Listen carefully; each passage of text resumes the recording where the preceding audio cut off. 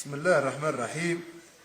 بصفتي عسكري تونسي نحب نوصل رسالة لأهل داعش. راكم ماكمش رجال وعمركم ما توليوا رجال. تدعيوا بالإسلام والتكبير نهار وليل نهار وليل، الله أكبر الله أكبر. انتم والله ما تعرفوه.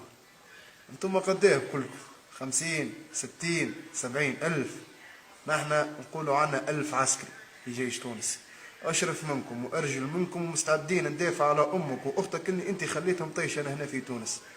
إن شاء الله تفهمني يا غالي، يلي تفهم، يلي تدعي بدين الإسلام، يا موسخ يا حوثالة المجتمع، مسخت لنا ديننا قدام العباد الكل. تبيعوا في دين الإسلام هكاكا، تذبحوا لنا في إخواتنا هكاكا، تضربوا في أصحابنا هكاكا.